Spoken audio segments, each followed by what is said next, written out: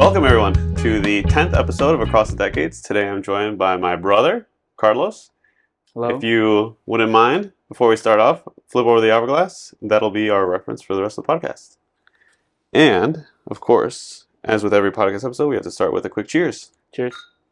We'll be drinking Topo Chico. Nice. Something refreshing. Yeah, it's good. And, of course, water, since you are 20 years old. Oh, yeah. But 20 years ago was when we first met. Yeah, that's true. So walk us through, I guess, from a childhood perspective, what it was like growing up and maybe what some of your first memories were. Oh, okay. Well, the first memories I had they're all random. Like, I just remember, like, walking around the house. Like, I just gained consciousness randomly one day. But I just remember, like, playing games with you, like video games all the time, like Smash Bros, Mario Kart, like Smash Bros 64 was a big one that we played, and I remember like being angry with you like for anything because you used to like mess with me and stuff. But as an older brother, yeah. But yeah, I just remember losing at games a lot, and then just like random like petty fights. But, that changed as, I grew up and... Yeah. But, yeah, it used to mess with me a lot. But that's, like, a big thing, so... Yeah, I bet, yeah. Obviously I remember that, too. Yeah. It was fun for me. Maybe not as fun for you. No, I think it's fun to look back and laugh. Yeah. So I'll probably, I'll probably do the same if I see some little kid or something. Right. I just mess with him. I just do what Danny did, Yeah, well, you mentioned obviously playing like Mario Kart and all that growing up. Well, I actually remember when, I can't remember actually if it was mom or dad, but I remember when we first got the call, or when I first got the call that you were born. Oh, okay. And that was, I remember where I was. I just can't for whatever reason remember who it was that I spoke to, but I was at the hospital. Yeah, you were at the hospital. I remember that. Yeah. Yeah, you got that detail right. Yeah. But yeah, I remember because I went to go sleep over at my friend's house, and we stayed up like all night playing Mario Kart Double Dash, but we didn't have a memory stick or like the memory card. Yeah, memory card for the GameCube. Yeah. And so we didn't want to turn off the game because we had just worked so hard on unlocking all the cards. But in the morning was when I got the call that that you were born and that I was going to go see you. And of course I was in second grade, so 8 years and 1 day older. Of course you just missed my birthday. You're the 24th or the 23rd. Almost. It was close. But otherwise we would have had the same name. Yeah, that's true. Yeah, because I had made Mom promise that your name would be named after me, which thankfully did not pan out that way. Well, actually, it's also because Mom chose the names off a calendar, right? I don't know if she did. Oh, well, I thought that. Maybe. We'll have to ask her then. Yeah. But yeah, that was, of course, my first memory of you and getting to the hospital. Of course, getting to hold you. There's a picture where I'm holding you in the hospital chair. I think I've seen that. Yeah, but of course that was 20 years ago, and then we grew up together. There was, like you mentioned, a lot of teasing, but also a lot of good moments. And you ended up, if we fast forward, you ended up going to ISU. So we make a big jump, and you ended up going to ISU originally for psych. Right, switched recently. Psychology, but then you ended up switching into music business. So what inspired you to pursue a path in music? Why music?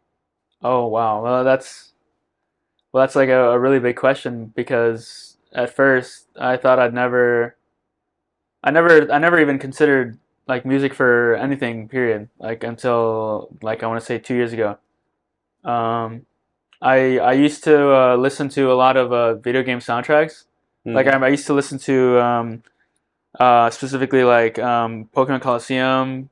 The GameCube Pokemon games had the best music ever. And I used to listen to them late at night just because I was like, oh, I remember Danny. Like I used to play this game with Danny, and it'd be like nostalgic. But I didn't realize it at the time. But that was like my genre of music that I liked. Instrumental music. I just didn't really have access to that because our parents primarily listened to Latin music, which is good now. I appreciate it now, but back then I didn't really appreciate it. I didn't really see the the beauty in it as much as I do today. So I never considered music because I was never in band. I never did any formal music education. Technically, I still don't have formal music education to this day. But it's not until one day that I got my guitar. It was late. It was early August before I went to college. I just graduated high school, and I had no music experience. But I saw my friend play guitar, and like I don't have anything like really against him, but I was like, man, if he can play, like I can play guitar too. So well, it's kind of like an inspiring, Yeah, yeah. But I was like, man, I can do that. So I went to buy my guitar, like kind of impulsively. I was supposed to just look at them, but I didn't. I went to Guitar Center and came back with one, and it's just ever since I've just been like obsessed with improving. And I spent the first month or two. I would say an average of about 4 hours, more or less, every single day, either in the basement or in my room, just playing, because I wanted to be good enough to play the songs that I like. That was the goal. It was just to play covers. I didn't, I was still discovering how much I would really appreciate music as I progressed. I was like, wow, I really like this, and I want to keep going. It's like I can play every song now, but it's like I want more than that. And yeah, and like I said, I never listened to music. I never had a music subscription like service until I was already in high school. I know like my friends, they've been listening to music. They've had like an iPod or an iPod Touch or Apple Music, Spotify since like middle school.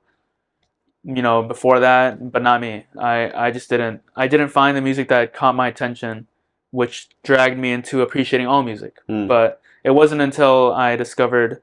I want to give like not really a shout out, but like I want to give the most like credit to my musical like awakening, so to speak. The artist Kuko. Which it all happened one night. I heard a song by him that my friends were listening to at a sleepover, and I liked it so much that I memorized the lyrics, and I learned them while I was at Jewel shopping groceries with my mom the next day. And since then, I got music subscription, and that was all I listened to. But it all built up to me getting a guitar, and I just love the music. And I'd be like you said, I switched major. Like what made me switch is I'd be in my psychology class. And I'd be in class, but like either in the back of my mind, I'd be thinking about music, or I would literally be on my phone and I'd have like a music theory app, like training like relative pitch, like what type of chord is this and whatnot. And then that's like, do I really want to do psychology? It's like I'm having way more fun playing music, and I practice hard for an audition, and yeah, here we are now. Yeah, what song was it? There were 3 classical pieces, which I do not know the name of right now. But one of them was very difficult. The other 2 wasn't so hard, but they're beautiful songs. They're pretty songs. It's also led to my appreciation of classical music. It's really satisfying to play and to hear now. So yeah, classical guitar is cool. Yeah, nice. When you went and bought your first guitar from Guitar Center, did you have any advice or input from anyone that you knew? No, our cousin Eddie was supposed to help me out. He's like, because he'd already played guitar for a handful of years before me, and I was like, yeah, I want a guitar, and he's like, okay, just let me know in advance so I can call off work and we can go to Guitar Center together. And I just got impatient. I just went, and because he was supposed to help me pick something out that's good for a beginner. But I went, and it was this beautiful black guitar with it was like a black outline guitar, but with a red center electric guitar, and it was beautiful, so I bought it. Like it caught my eye. I was like, oh wow! I saw that, and I was like, wow! It was like shiny. It was like all the guitars are beautiful, obviously, but it's like it was like shiny, and it was like my style. It was perfect. It was beautiful. Knowing what you know now, would you still have gotten that for the first guitar? Well, knowing what I know now, what would have happened if I picked it? Then yeah. But if you're saying like, is that a good like guitar that I would have picked? I think still yeah. It's not the greatest quality. Okay. It's a little bit of a little more niche brand, but it's a good starter guitar. It's not bad. It's not a bad guitar. I still use it from time to time, but I'm never getting rid of it for sure. Oh yeah, yeah. There's something special about the first. Oh, yeah. Kind of like the pipes that we have here. I'll definitely keep the first one as well. They're little works of art. aside from just the activity that they perform. But what was the Kuko song that you attribute the awakening to? It was Lover Is a Day. I just last summer actually I bought the vinyl because I saw that he was selling them repressed, and I was like, well, if there's any, like, I kind of like gave up on buying records because they're so expensive, but I was like, if there's one I really want to have, is one that I should have, it's probably this one, right? Because this is like kind of my life now. So I'm a huge fan of his, and I still listen to him a lot today. Oh, nice. So what's the appeal of vinyl records for especially people in 2024? Yeah, I know that there's a lot of hype around them, but why go back to older technology? Well, I can give you two answers. The audio guy, like the music guy answer is, well, it just sounds better. It's analog is just, it's special, you know. Analog is just, it's warm. You know, you don't lose any quality. For example, if you have like a streaming service, you know, the audio gets compressed, but the vinyl is just, it's the vinyl, you know. So for Same those with like a CD, for for those that don't know, what is it maybe that's the difference between a vinyl and a CD? A vinyl and a CD. Well, CD's it's in the compact disc. It's obviously smaller. It's easier to carry around. It can be played in a car, which is huge. That's always fun to have a CD and just pop it in. I feel like it's really cool. I think it's really fun to do in the summer. Yeah. Like when I drive, my mom's car doesn't have a aux, so sometimes I'll bring my bag of CDs, and I'll just like pop one in, and it's like chill. And does a CD also preserve the audio quality better than? Yeah. It's yeah, my dad actually told me this. Our dad told me, he's like, yeah, the CDs have the best quality, and it's true because you know, Apple Music has you know, the lossless. That's like one of the appeals of Apple is that it has like higher quality audio, and I was like doing research. I was like, well, I want to know what this is, and I'm paying for it. I want to know, and it's like it's CD level quality. It's about as clean as it gets, and it's just so much more fuller. I want to say when I switched to Spotify just to try it out, I knew it wasn't for me, like from like the first day, because I got Spotify on my phone, and I use the same headphones that I always use, that AirPod Pros. But I put on a song that I know really well, Reptilia by The Strokes, and I instantly, like it was the first bass note, it was the first beat or two, and I was like, whoa, this sounds really like muddy. Like I already didn't like it. I was like, is this how it's supposed to sound? I went into EQ. I tried fixing the bass, but it's like, it's already compressed. You can't uncompress the bass by just raising it up. You can't. It's lost, you know. Right. But yeah, the reason why people buy vinyls, that's one. But I think the biggest reason for people like my age, at least, is it's so cool to hold the art and to you know, to flip around and see the art inside and go to the back and see the credits of all the people who work so hard on the music and just hold and be like this is like my music, you know. This is like, I have this. Right. You can just play it whenever. And it's cool to show off and just having your, like, I have the Kuko record just on display in my room. Nice. And I know some people like to have them like in a crate or wherever, just hang them up. But I think that's the biggest appeal, is just that it's cool to have it. You know, it's almost like a different connection that you have with the music when you're holding it and you're listening to it at the same time. Right. Yeah. Now all the Spotify listeners are like, bruh. That after your comment about how it's so muddy, and they're like, oh yeah, yeah, don't worry. If you listen to Spotify and you're not a musician, you probably will never notice unless you're ear train yourself. But right, but don't worry about it. Don't worry. Yeah, but that's a good point about also the tangible aspect of the music record, right? Like there's something to be said about actually holding something in a physical form, and it reminds me a lot of the. I imagine it's NASA, the record that they sent out into space. The gold record. Yeah, the gold record. Are you familiar with that? Yeah. Do you want to tell us about it? I don't know everything about it. I do know that it's like a gold record that not only does it have a bunch of I believe it has videos or audio of human speech, right? I think so, yeah. Like of babies like crying or laughing or whatever, people talking. But it also has a bunch of information about human anatomy. It has the signature of a president. I forget which president. So. Yeah, and some mathematics. It has some mathematics. A lot of the language that they use to try to communicate with, you know, if another life being comes in contact is it's all in math, because math is universal. But there's also sort of like a map of where Earth is within the solar system, I think. Mm-hmm. I forget what else. I think there's a fingerprint. I think there's some art on there. Yeah, there is some art on there as well.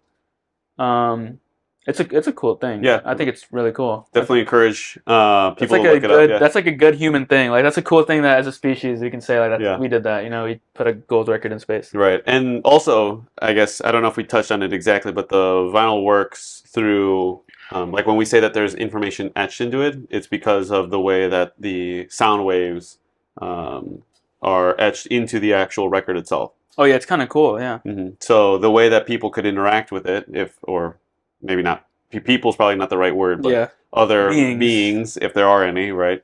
I find that hard to believe, but that's a separate topic. If someone else does come in contact with this, mm-hmm. they could, based on, like you mentioned, the universal mathematical principles, figure out how to, just based on hopefully a somewhat basic understanding of sound and how it works, that the record could be reproduced with basically any other machine. And like you said, that the information that's on there isn't being compressed by internet bandwidth. It's not going to lag or stutter. You're not going to have any issues. The only lag is how long it takes for whoever it is to find it on that on the satellite or whatever. But yeah, you're right. There's it's going to be pure, and it's gold too. Yeah, it's going to outlast. It's going to last a very long time. Yeah, and there's something beautiful about that, just culmination of the human species on there. But yeah, so I guess going back to the musical aspect. So of course we touched on. There is classical music on there. I forgot. Yeah, they have classical pieces on the record. Yeah, and I guess for those that don't know, what is the music that you're most interested in? Oh well, I would say I'm a huge fan of jazz. Yeah, I think that's the biggest. At this point, this is easily the biggest. My biggest genre that I like to listen to. Why is jazz. That? Well, it's not. Well, I not only do I like to listen to it, but I like to play it a lot. But it's because of guitar, really. As I got better at guitar, I used to think jazz was kind of boring, or like lame or whatever. I'm like, they're just playing random notes. I don't know what's going on. Or like I would hear like smooth jazz, which is it's jazz, but it's not really like jazz. Are you talking about like piano lounge? Yeah. Okay. And it's nice, but it can get a little bit stale. Mm-hmm. But the reason why I appreciate jazz so much now is because the algorithm's always listening. So once I started playing guitar and posting videos, Instagram knew. So then I would start getting guitar videos, and I always thought the most impressive videos were the jazz, like anything jazz related. So I'd see like some guy playing a jazz, a standard, a song, and the chords just sounded so crunchy, but the way the chords were resolved made sense to my ear, because at that point I was starting to develop my ear. I'm very self-critical, so I'd be fine-tuning and listening, like, how does my playing sound when I play it like that versus when this guy online plays it, It's like a palette when people think of taste, but for the ear. Yeah, and I was refining my ear, and so all of a sudden I started hearing all these chords that I thought were like just random notes, and then I'd hear like where it's going, like, oh wow, that's gonna resolve down and it's gonna sound good, and then I'd hear it and it'd be satisfying, and it's beautiful because a lot of these chords, music's all about tension and release, and jazz is purely tension and release. It's conflict, but it's also compromise. There's I don't even know. It's really hard to put into words actually, but it's really complex. It's definitely an acquired taste. But once you hear what's going on, once you hear the interaction and the love that the musicians put into their instrument that projects outwards, and you recognize that a lot of this is coming off the head. It's off the dome. When they're playing, you see a trumpet player on stage, some jazz bar, and he's absolutely ripping it. It's all coming to him, and it's hours upon hours of practice, obviously, and it's a lot of mistakes and commitment. But when it comes out so beautifully because they're expressing themselves so raw through their instrument, and it's like you practice intonation and you practice your lines and the harmonies. You can play so much with jazz, but the biggest appreciation comes because I realize how difficult it is to play. It's extreme. I think jazz and classical music are easily the two hardest genres to play in any instrument. But two, it's beautiful harmonically, and it's beautiful as art. It's people. It could be up 3 or 4 guys, and they're so locked in without even saying a word. But yeah, that's why I love jazz. Yeah, and you mentioned obviously the complexity of it, but what seemed to stand out was your appreciation of the beauty of jazz. There's beauty, yeah. Yeah, and I guess if we were to talk about something we touched on yesterday when we were before we started recording, from a rules aspect, right? That there's different rules, but paradoxically, the more that you less is more. Yeah, the more that you know the rules, the more, and the more that you follow and adhere to them, the more you're able to express yourself. Oh yeah, it's kind of counterintuitive of like, okay, well, if I'm following all these rules, why is it that I'm actually able to produce? It definitely applies to jazz. Yeah. Yeah, and yeah, it's a freeing thing. I mean, I think this is just a universal law. The more you follow the rule, follow the rules of how something is supposed to be played or done, the more you're going to be able to express and fulfill what the beauty is in whatever activity that you're doing. Oh yeah, so long as you have I feel like so long as you have integrity in what you're doing, right?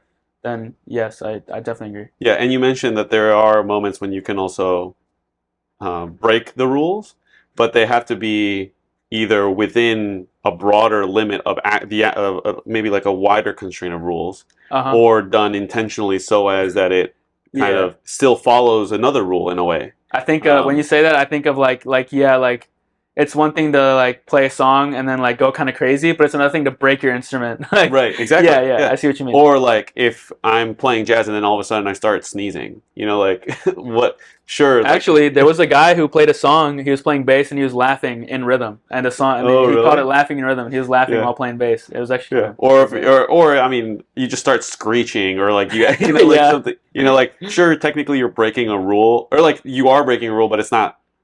Adding to the beauty of it. Yeah. But there can be, like, maybe a perfect segue for this would be slap bass. You had, of course, the traditional way of playing the bass guitar, right. But then slap bass kind of comes in and shakes things up for the instrument, and that's obviously something that's outside the confines of how the instrument is played. The bass guitar is not really traditional. Slap bass has existed with the upright bass. That's true. Yeah. But even then, that's not traditional, so to speak. I would say, like, when I think of traditional, I think of classical. Yeah. I'm thinking of classical era, the bow. That would be traditional. Mm-hmm. Yeah. And even pizzicato, like when the bass player is kind of like sort of like plucking or picking individual, but like slap has existed, but it's and it still sounds good. So what is slap bass? When I think of slap bass, I usually think of an electrical guitar, bass guitar, sorry. And I always think of like funk or like acid, jazz, jazz fusion. So yeah, just anything funky. Like I think probably off the top of my head, like Jamiroquai. I don't know if you know that band. Or Drake's uncle. Yeah, who technically invented it on bass guitar. Yeah. Or just translated to bass guitar, but yeah. Yeah. It's revolutionary actually. Yeah, and that's a perfect example of once you become so knowledgeable and skilled at something, you're able to innovate and work with different rules that maybe weren't originally expressed, but were already there in a way, right? It's not like you're inventing new rules. It's just our minds or palates or consciousness is able to appreciate music for what it is and find beauty in it. Like that's a kind of a age-old question of like, why is it that we find music so appealing? Yeah. Why is it that these seemingly random sounds, right? Maybe to like a dog, to a dog or to a gorilla or to a bird, like, these are just sounds. But for a human, music is something else. It's like you said, it's evocative. It's filled with emotion. Human. It's also predictive. Like humans are able to predict beats. That's what I was talking about earlier. So I guess what's your thought on anything on that like tangent? nature and music, right? Right. Yeah. Well, I think this is cool because I had this question asked to me in one of my music classes. It wasn't like a music major class, but it was a music class that I took. Mm-hmm. my first year, I'm about to be junior, but in my freshman year of ICU, I took a class that asked that question. It's what is music and can nature be music? And back then I didn't really know what to make of that. I was like, I don't really know. One thing my teacher said was, when he listens to birds, songbirds, it's not, to him it's like a solo. It's like it's like the birds will, they might repeat a thing or two, but then they'll deviate, and like a solo. And although I think that's interesting, I think music is uniquely human. Like I think we might hear something in nature that might, you might say it's musical, it has musical qualities, but I don't think it will ever be music. Same thing I think applies with I think the same applies with AI. It might be musical, but there is no soul in the music itself. There's no swing. There's no human. Even human error, like drum machines versus a real drummer. There's no. There's no accent and there's no like really.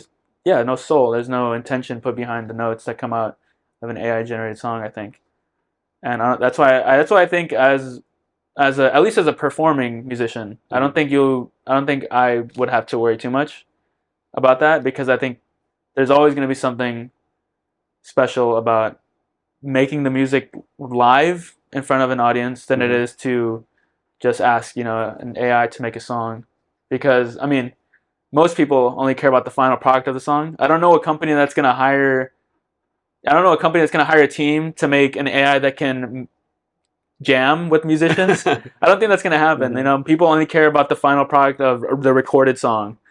But I don't think robots are going to go on stage in jazz bars. Right. I don't think that's going to happen.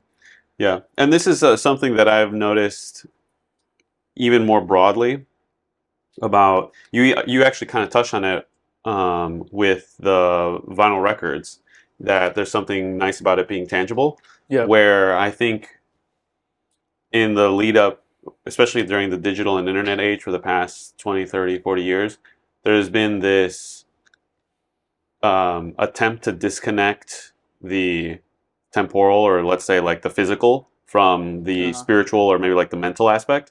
Especially with COVID era, you had people working from home or going to school, and everything was very detached. Disconnected. Yeah. It was like, oh, we're kind of in person, but we're not. Yeah. And then AI, I think what it introduced, of course, is non-human, very cold, and can seem, it's music-like in the way that certain foods are food-like. Like a Twinkie is food-like, but it's not actually food, I would say. That's a good comparison, yeah. And what you have with, kind of, if I were to extend that comparison, it's like ultra-processed foods, but for music, right? Yeah. It's not something that you can make in your kitchen, right? You can't make a Twinkie in your kitchen. You can't make... That's actually true, yeah. You can't make a Twizzler in your kitchen. You can't make an AI song. Right. And so if you go back to what I think your generation especially is going to encounter, is AI kind of was like a moment in time where all of a sudden we couldn't keep up the farce that you could just continue relating with others in a digital realm.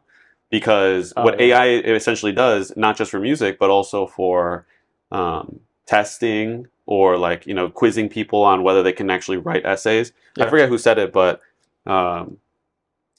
they say, the quote goes along the lines that writing is really difficult because writing requires thinking clearly, and thinking clearly is really difficult. And so being able to, elaborate extensively on a certain point or a certain subject, and do so clearly and thoughtfully, maybe even creatively or innovatively, requires coherence and a logical flow and, thought process and all these things.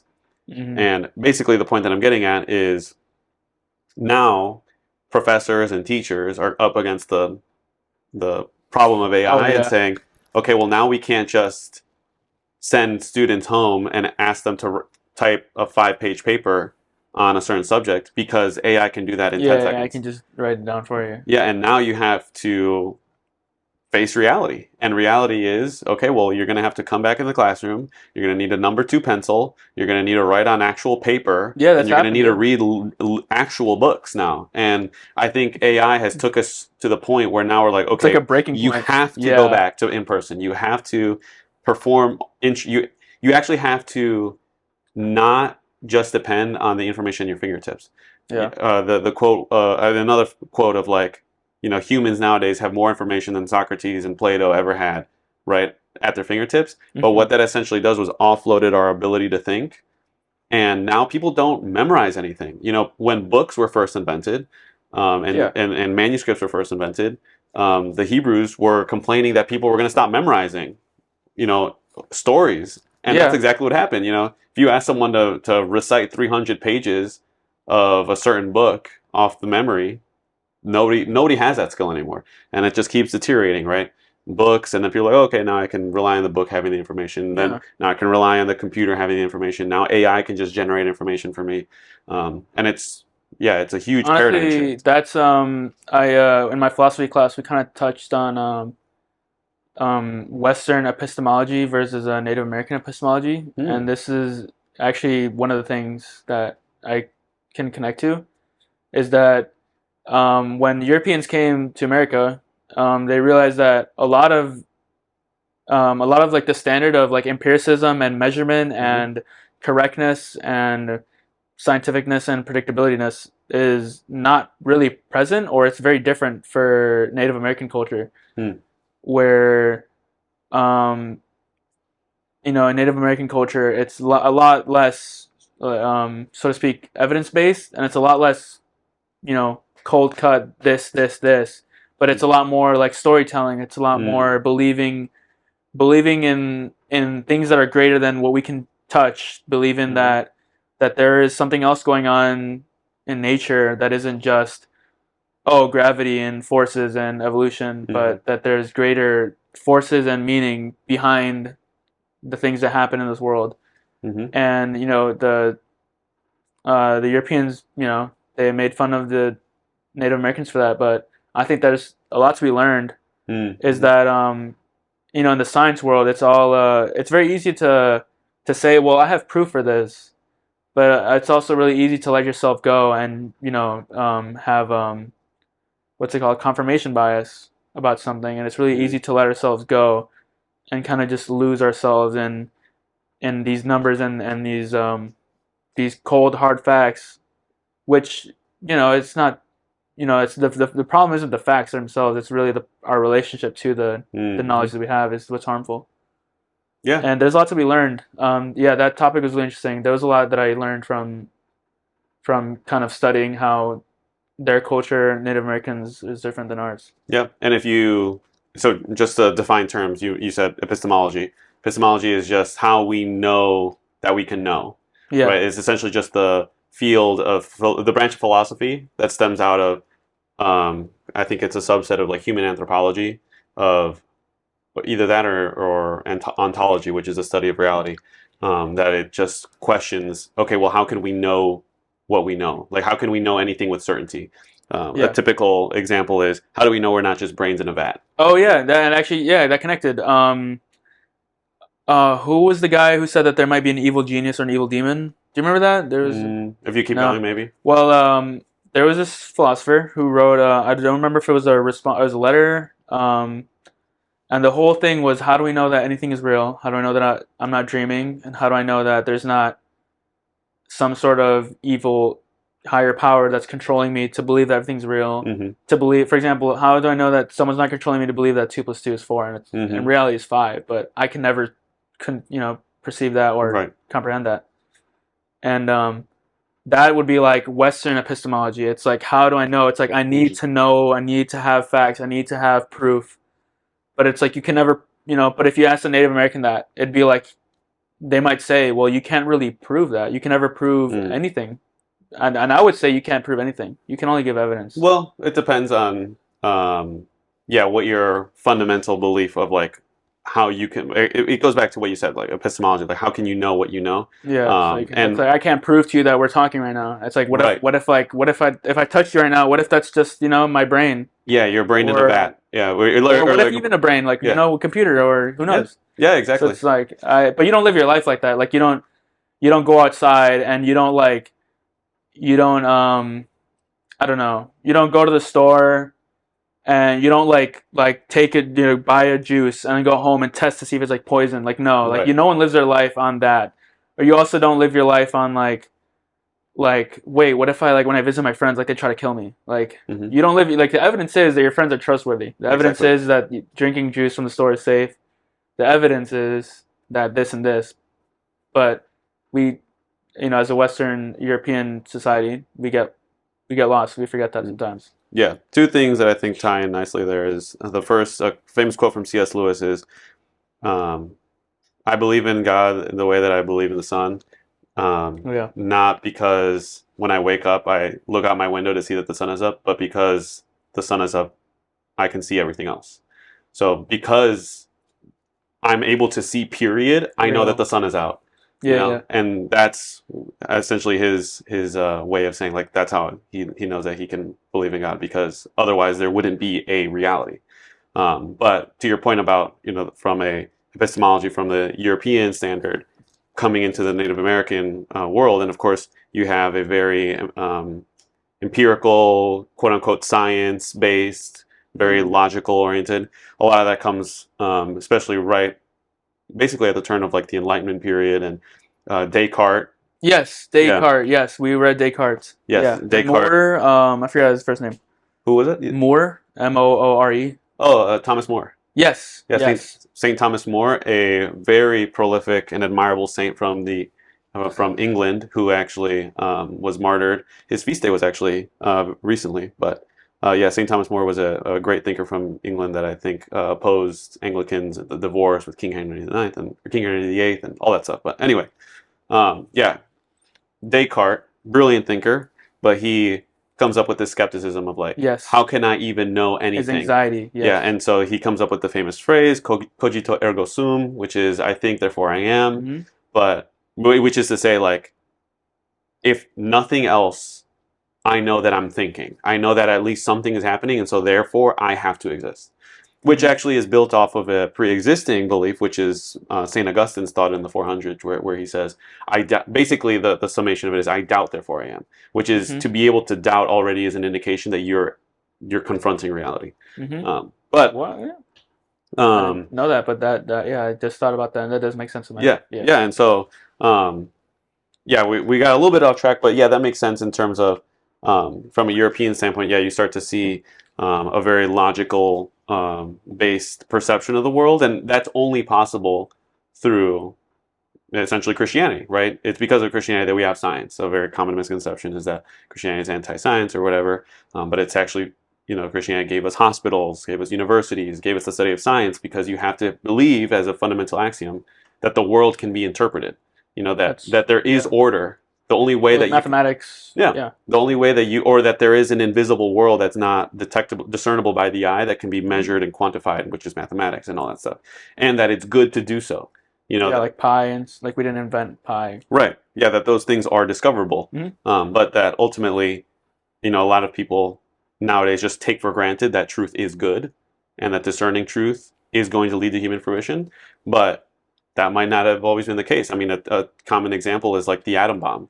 Like there's a lot of course, ethical questions, and the question of like, just because we can, should we? Yeah. And then there's a whole world there. But I know from a Native American perspective, a movie that I just watched actually was Apocalypto. I don't know if you've seen that movie. Oh, no, but I've heard of it, but no, I haven't seen it. It came out, I think, 2 years after you were born. So from your frame of reference, very old movie. From my frame of reference, a pretty old movie. Yeah. But yeah, it touches on that, like the storytelling and the memorization and the heritage and the tradition and the generations that are linked, back to back.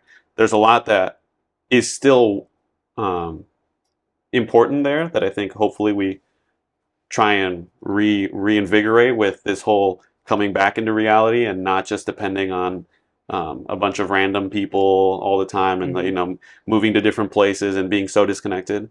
But yeah, I guess what you said there, when you said about retelling stories by memory and stuff, that makes me think of I think I've heard this somewhere else, but when I think of it, I think of a Neil deGrasse Tyson said on a different podcast. He said eyewitnesses accounts are really bad because human memory is can be very flawed. But I wonder if that was always the case, or if if that's just something that is recent. And it'd be hard to tell because, well, back then we weren't keeping documents. So, like, paradoxically, you can't you can't go back to a time where there were no documents to see documents on if we had good memory or not. So it's, I don't really know. Yeah. But I thought that was interesting. I was like, well. Yeah, and that's something that even Socrates fell into. The reason why we even know so much about Socrates, arguably one of the most influential men of Western civilization, probably the start of what is now known as modern Western civilization, is because Plato decided to write his stories about Socrates down. He was so, I guess, with his belief that writing wasn't necessary and that there would be this verbal or oral tradition and what have you. I might be, butchering maybe his intent there, but yeah, a big part of why we know who Socrates is, and sometimes it's kind of difficult to discern Socrates from Plato, is by the very reason that a lot of it is written by Plato, and that writing is important. And then, of course, the evidence of manuscripts that go back 2,500 years are the sole evidence that we have. Sometimes it's only like 6, 7, 8 manuscripts that kind of corroborate that, oh yeah, the Enchiridion is legitimate, that the Plato's Republic is legitimate, that Aristotle's Metaphysics that we have written in either Arabic or Greek or whatever, that they're all legitimate and consistent with each other. So yeah, it's interesting. Circling back to the topic of music, what is it? Do you think that there's something unique about jazz from a historical standpoint that also appeals to you? I know that jazz is a very all things considered, extremely rich history, very rich, but also all things considered a rather modern genre because it stems out of from a whole music history. Yeah. It stems out of. Correct me if I'm wrong. Does it stem from Harlem in New York? Which it's very debated, like the birthplace of jazz, but I would say if I had to give like a quick summary, from what I know, jazz is pretty much, it came out of it takes inspiration from the blues, and the blues comes from African American music, and it's music that is has also extremely deep history, but it all comes down to the slavery and the history of Black people in America. And from everything from blues, honestly 99% of all pop music has deep roots in music that came from the African Americans that arrived because of slavery, and everything that happened with segregation and the history of America in general. It blended music from the European Isles, right? The Ireland, the British Isles, and it combined aspects from the African people who were displaced forcefully, and it combined those two, and then you got pretty much all of the music that today and modern pop music can be drawn to that combination of these two cultures, where you got the blues, you got like bluegrass, country. All this can be attributed like 90% to African Americans, and from there, from the blues, there's a very parallel history with jazz, with jazz, it's a little bit different than the blues, but it's very similar in that it was a very beautiful, and it was a very passionate thing, and it was a very rich thing in Black culture, especially early.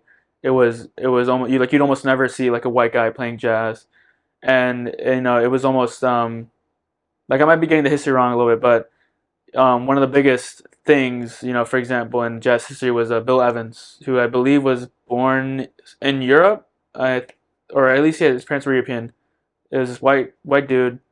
He was a great pianist. He had a background in classical piano, but it was I believe it was a big, like, it was kind of jarring to see someone like him playing on stage or playing somewhere that's meant for it's for the culture, for the people, and it was kind of polarizing to see someone, a white guy playing jazz. But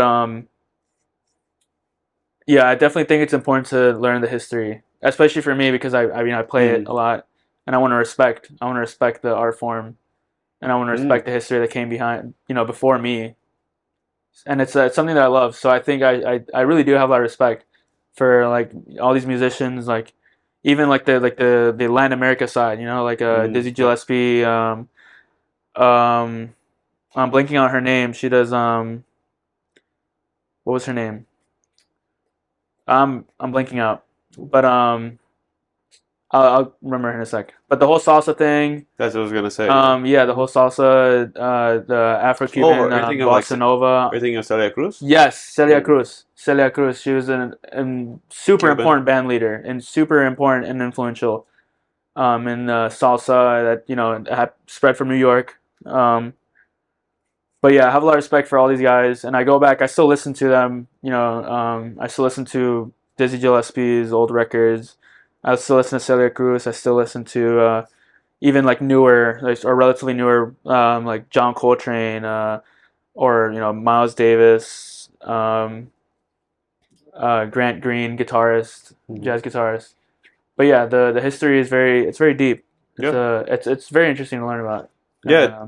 It's nice to hear that you mentioned that there's this sort of respect also just for the people that come before, because I think that's important. Like you said, we're not just AI robots that can just make up music in a vacuum. It's all dependent. I think it was Isaac Newton that said, I can only see as far as I do because I stand on the shoulders of giants, right? And that tradition and that lineage and that natural and organic development is a beautiful thing too, just to see how music evolves across across the decades. Yeah, when you say that, you say by standing on the shoulders of giants. To me, that's from my musical perspective. I interpreted that as when I go to study improvising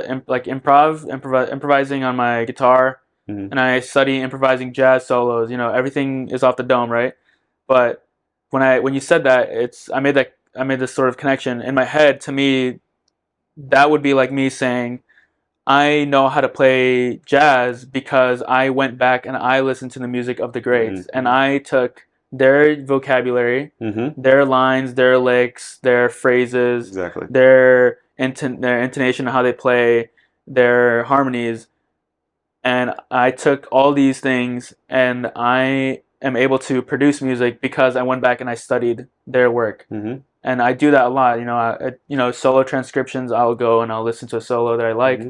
And I'll try to play it by ear. I'll try to replicate as much as I can, and that molds into my playing when I go jam with friends or on stage or whatever I'm improvising.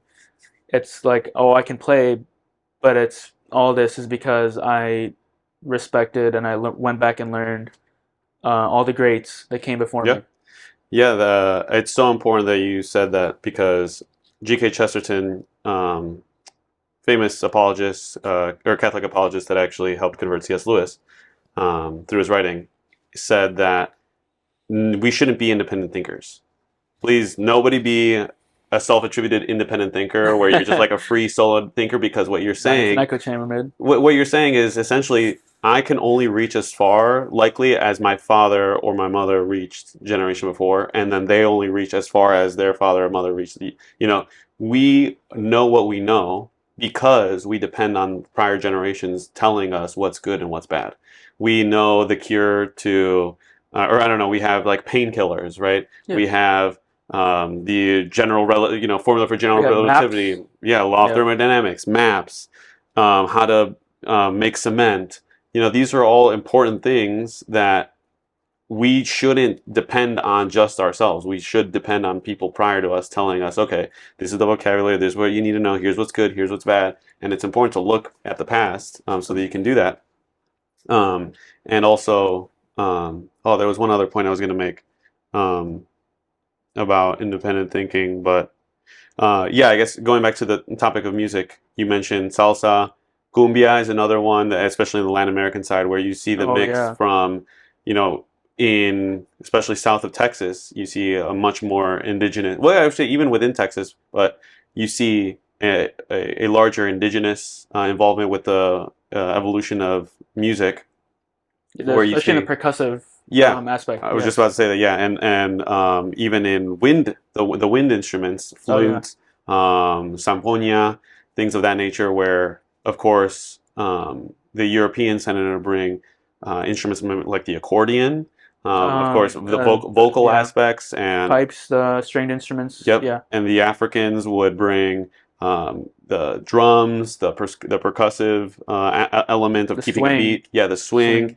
Of course, dancing. Yes. And yeah, the indigenous population would provide the more wind instrument aspect of music that is more prevalent in cumbia, salsa. I imagine like bachata, probably merengue. I'm less familiar with the history of those two, but yeah, I'm sure the vocabulary has evolved and carried through. Like maybe it's not a flute playing, but like the melodies, the general feel, I'm sure a lot of that has endured through the time. Yeah, yeah. Or endured across the decades. Exactly. Yes, across the decades. Yeah, and it's important to have that history. Yeah, there was another point that I was going to make, but maybe it'll come to me. So I know you, of course, we've been touching a lot on music and how much it's influenced you and how much you like being a part of the music scene. What bands are you in, and what is the music scene more generally like that you're in? Well, I'm in 3 bands. One is my friend's band, another is also my friend's band, and another is my band. And in my 3 bands, I play guitar, as you may know. Yeah, in my bands, or I want to say the biggest scene that I'm a part of, is at ISU at my school. It's funny because I kind of got interviewed about this not too long ago, but yeah, I'm very involved in the scene, especially because I'm part of the bands that play at this point, and the music scene at ISU has influenced me a lot. It definitely inspired me to take making music more seriously. And I've also learned a lot from just going to shows and going to different different venues, different shows. And I've learned a lot from music, from jazz to fusion. There's so much variety: jazz, fusion, alt, just metal, punk. There's a lot of hardcore music. There's just so much. There's so much music, and I'm really lucky that ended up going to ISU because although I went not even knowing that I'd play music at all, and I played seriously, I also didn't know that there'd be such a big scene and such a loving scene at that, and such an expansive scene too.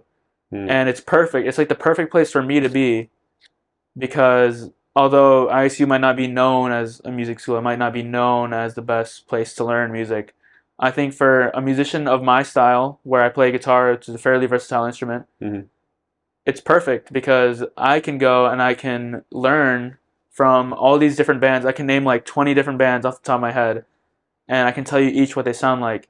And I take from what I can hear, I learn, and I also, the friend aspect is huge. I see, I would say like 99% of the friends that I have there at this point are all I met through the scene, through music, or just through music. And the scene is beautiful, and I'm really grateful because it's really Bloomington Normal is probably one of the top, and at least in the Midwest, at least in Illinois, it's definitely one of the biggest spots for music. And I didn't realize this until I'd go home and I'm like, wow, like in my hometown there are no bands. Like if anything, I'm part of the only band in my hometown, and we're not even that active. So it's like, and like I think of like surrounding towns, I'm like, well, I don't really know of any venues. I don't even know where like I would play besides like maybe like someone's garage. Sure. But yeah, you go to ISU, it's like, oh, there's a show on Friday, and then there's one on Saturday, and then or there's like double booked shows. It's like, oh, Friday I'm gonna go to this one, and then I'm gonna go catch their set at the other place. And it's like everyone knows each other, and everyone's most for the most part at least, people get along, and I really appreciate the scene. Yeah, But that's pretty much what the scene is like.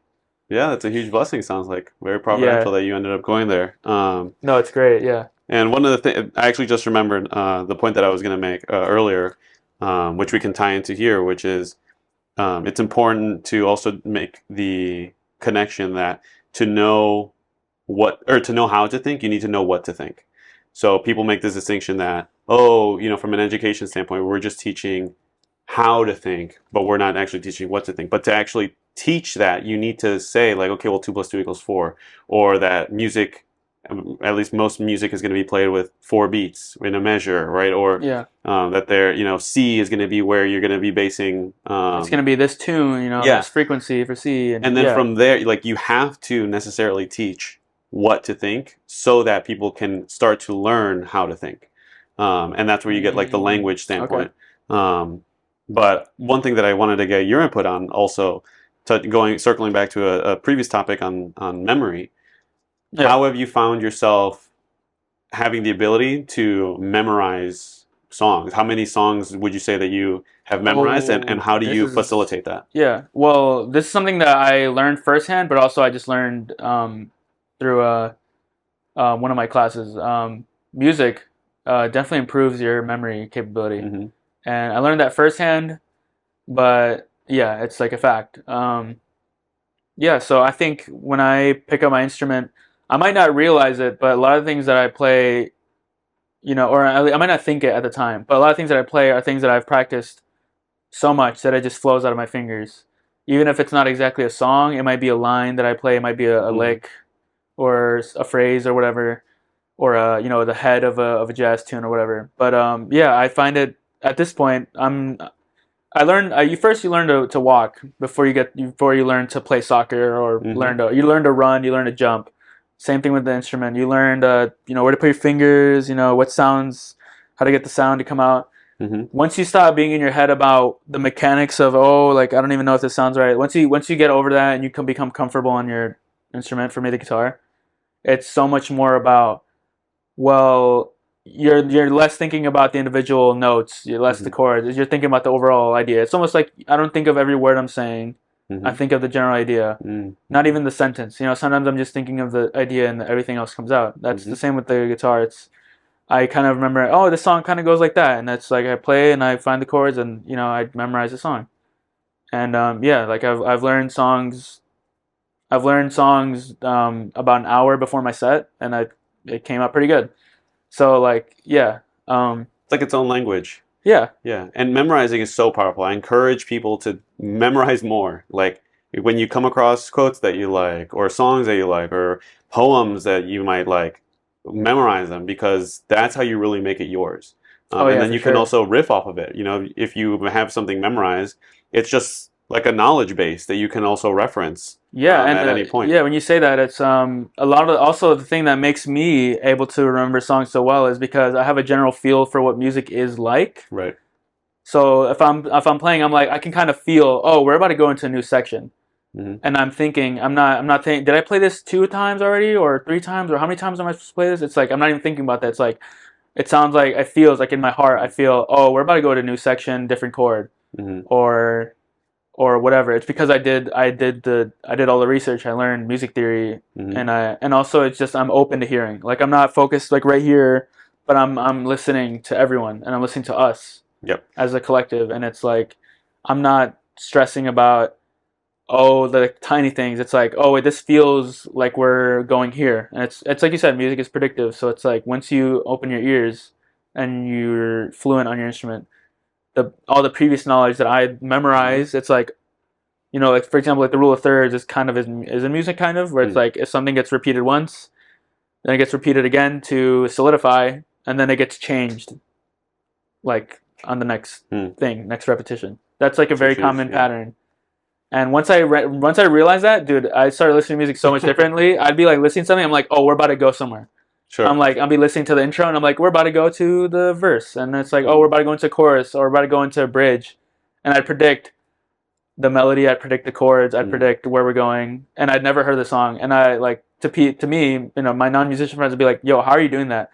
like I'd have my guitar, or I'd be singing, or when I have my guitar and I'd be plugged in, and someone's playing a song that I've never heard, either on the guitar or a Bluetooth or whatever, a speaker, and I'd just be there and I'd be like playing, I'd just be kind of soloing or accompanying the song, and they'd be like, "How are you? Like, you know this song?" I'm like, "No, man.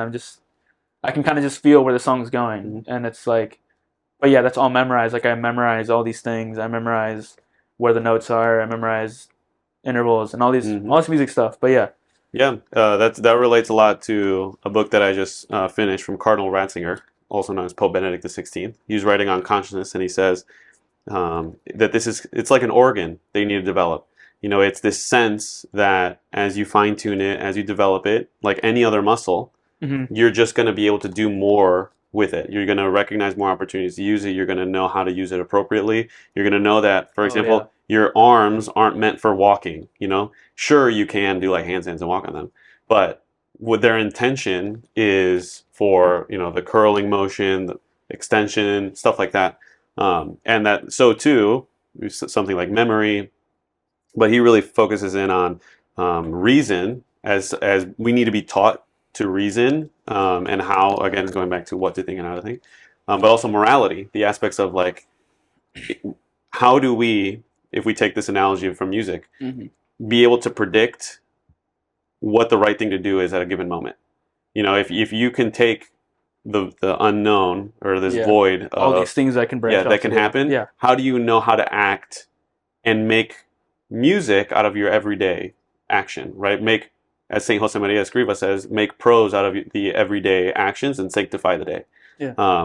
And I guess to tie it back to something that I know that you've been exploring is, you've gone through your own journey and reversion back to Christianity specifically. Why is it, and what was it that kind of spurred that? Well, I think from the very I went to a church school. It was a Monday, Sunday, I forget, but I was in like middle school, elementary school, and I learned all these things, but I wasn't, a lot of these things didn't really make sense to me. The things I learned, I'm like, well, yeah, but because it was very conflicting with things I learned in school at the same time, and so I didn't know how to make sense of these things that seemingly conflicted, but as I matured, I realized that there's a lot of similarities and there's a lot of things that I can make reason of that actually go together. But I didn't know that at the time, so I was like, well, it's either one or the other. And to me, and as most people or not most people, but a lot of people, I should say, their logical conclusion was, well, it's either science or Christianity or religion, which is already standing on like flawed logic, presuppositions. Yeah. But to me, that was how it was, and I chose, well, like, I'm learning in school, I'm learning these things, I'll pick, well, science is the truth or whatever. Yeah, and I remember when you accidentally toppled over the nativity at home, and you were so young that you told Mom, who was upset that you knocked over the nativity, I believe in science, I believe in evolution, and then you stumped off to your room, and you were so little. Remember that, you were so little, but you see, like you said, the conflict and the worldview that necessarily needs to be taught. People need to believe in things, and they're either going to believe in their own pride that this world just is explained through the material, or they'll come to a different conclusion. So keep going. Well, after that, it was a long gap before anything changed. I went through pretty much all of middle school, all of high school, pretty much all of freshman year. Well, actually, no. I think freshman year is kind of when things changed, about halfway. There were a lot of things that I wasn't exactly happy with or proud with or just at peace with in my life. And one of the things, I think around this time, like you and I started talking about like kind of like moral or philosophical kind of like discussions or debates or whatever. And I immediately, like, I see myself as a very like logical like person. Like I like to be open-minded, because I oftentimes, and this helped me realize, it's like I'm wrong about a lot of things. It's like I might be really set on something, but it's like, well, I'll hear you out, because at this point it's like a lot of that was you too. Like I was wrong about a lot of things, And I was like, well, he's right. You know, we'd be talking at like 2 or 3 a.m. and yeah, they were like late nights. We were just talking, and I'd be like, well, yeah, I guess you're right about that. And then it's the next topic, and I was like, yeah, I guess you're right about that. But I think that's probably like it's probably you were definitely like the kind of like the first couple steps, you know, for me to sort of opening up my mind more. But one of the biggest issues that I had, you know, it's not your fault or anything, but it's like one of the issues that I had in my head was, well, at some point around maybe summer, going into my sophomore year, I had already accepted like, well, you know, from a scientific standpoint, I guess it's kind of impossible for the world to even exist, period, without an uncaused cause, aka God. Nothing begets nothing. Yeah, but and then from there I was like, well, but why? How do I know like this God or that God or like how do I know? You know? And there was a preacher on the quad. I think this was right before actually, right? I want to say this was right before freshman year ended. I'm kind of mixing up my dates, but point is, everyone was there. It was a big crowd, and there was this guy in the middle. And everyone was kind of dogging on him. Everyone was kind of just not listening. Everyone was kind of like messing around. There was a guy playing his trombone. There were people asking a bunch of questions. And he was giving a lot of answers to questions that I had answers to because of you. Like how do I know that this is wrong? Like you know, this girl, she'd say, well, this is wrong, and then he'd say, well, how do you know that? Like, who are you to say that? And I was like, in my head, I was already hearing you say, well, who are you to say that? And I was like, well, that's true. How do you know that? Like, how can you say that? It's just an imposition of the will. And it's and then he, as I predicted, he said that, and I'm like, yeah, yeah, dude, like say it. And like I'd agree with him. I was like yeah, like I shouldn't. I'd nod my head, like yeah, dude. But I was still like kind of, and so I waited my turn until he kind of came to me, and I raised my hand. I was like, well, what? Let's say I already believe in a God. How do I know, like, why Christianity? I said, basically. And then he was like, and then this is also a huge turning, like, crucial point, is he said, I think his name is Thomas. He said, look back at the history from a historian perspective. And then he said specifically Jesus.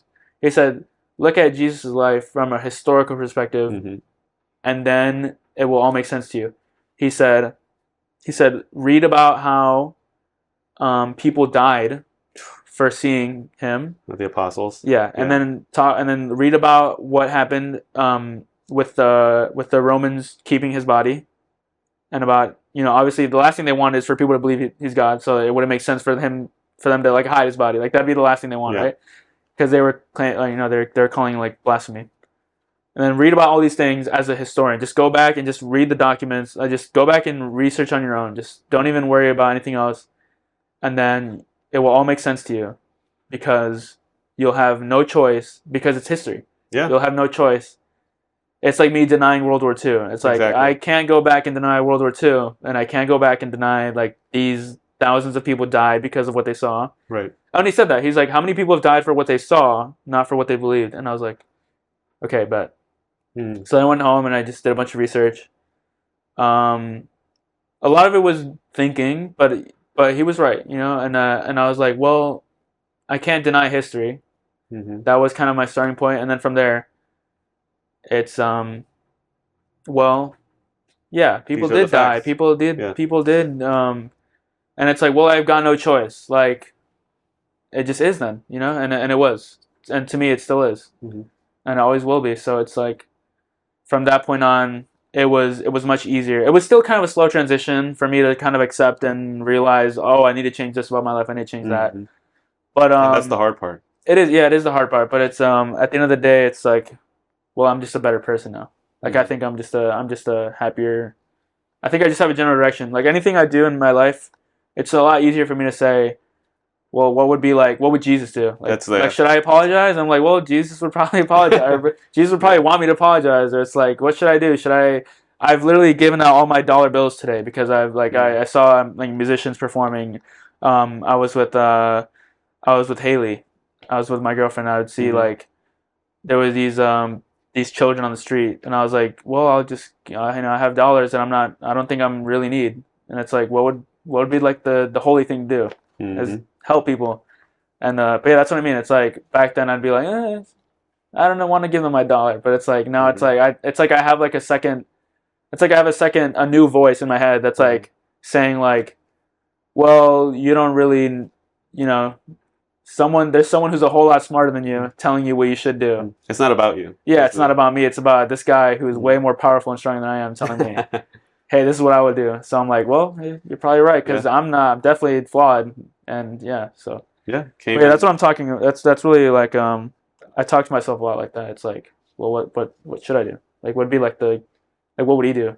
Like, Jesus is like a role model for what we should try to be. Yeah. So it's like, but yeah, that's pretty much my journey. And I started going to church. It was kind of slow at start because this is all during school, so it was really it was kind of just hard just to do anything because of homework and whatnot. But I started going a few times on my own. I think the biggest step forward was definitely like when we went to church on Christmas. And then I started playing at the church recently, and I think that's great for me. Like I tell myself that's a good thing. Like I tell myself I'm like, well, I'm playing music in in the house of God to me, and it's like, well, what greater honor is that as a musician? It's like I'm part of the choir that's singing for Jesus and God. Amen. And it feels nice, and it's funny because I go with my friend who is agnostic, but I've talked to him about it a lot, and I think it's nice that he's there, and he respects the church. Yeah, that's all we can ask. Yeah, it's like I see him. Everyone kneels, he kneels, and I kneel as well, of course. And the band leader he's the sweetest guy ever. He's the nicest guy. He's really funny, and it's fun. It's fun because I always have I'm like, oh, I got to practice. I got to learn this song, and it's like, oh, like I'm gonna go play on Sunday, like. And it's fun to play with the choir and with the band, and it's good music. Yeah. Nice. Yeah, but the church is fun. Playing at church is great. I kind of want to play more. Also, it's like a musician like fact. Like if you play at church, you're cracked. Yeah, I kind of want to go to like one of those churches that have like a full like especially like I don't even know like denomination, but like a lot of churches that I've seen. Like African American churches, they'll have the craziest chops ever, and I have so much respect for them. Like they just bump so well. That's the phrase that they use, like bump, and like gospel. Yeah. And it's like, wow, like, dude, I'm listening. I'm like, that's crazy. Like, I want to play like that. So it's like, so it's like now I have like the church arc for a musician. But yeah, that's a beautiful testimony, and it's I mean that's a very common phrase of in all that you do glorify the Lord, and I mean this could be a whole podcast subject on its own, but this is where you see art really nosedive and become ugly, and modern art is terrible, and things are very ironic because a lot of modern art is terrible. A lot of it. Of course, I'm using generals, but a lot of it is because you don't have this unifying theme of like doing something beautiful, doing something good, doing things for a beautiful purpose. It's like a hierarchy. It's all pointing. For me, it's like everything's really pointing there. Yes. And you can only have this unified direction of culture and art and beauty and architecture and all these things making beautiful things when you have that unifying theme. But I mean that's a beautiful testimony, and of course, praise God that I think the important thing there is the humility, and I really like what you said about the historical. You just have to deal with the historicity of it. It's not like Buddhism. It's not like Confucianism where you just think it. Like where it's this mental Zen, like you get rid of your desires and you just enter the Zen yoga state or whatever it is. No, this is God became man on earth. Okay, well if he's on earth and he's a person, then what are the facts about this, right? Yeah. And then obviously that has very serious implications if that's the truth. And the truth is that 12 apostles all died. Well, 11 of them all died terrible, gruesome, horrifying deaths. Yeah. And then John the Beloved was thrown in a cauldron, and they were trying to burn him alive, and he didn't burn. So then they were like, okay, well we can't kill him, so we're going to banish him to Patmos until he dies. Yeah. But anyway, that's a separate topic. So I know we're coming up on time, and yeah, thank you for sharing that. It's beautiful, and I think a good way to wrap up the podcast because we're a little bit over time. Yeah, I saw that. For you to actually play the transition music, the outro music for us, if you could play it live. So if you do the just do the full production that you ended up making, because of course the music that we play for the podcast was actually made by my brother. So I gotta do something like one. Well, if you remember, I was. Don't worry, I was practicing. Okay, so here goes. Across the decades.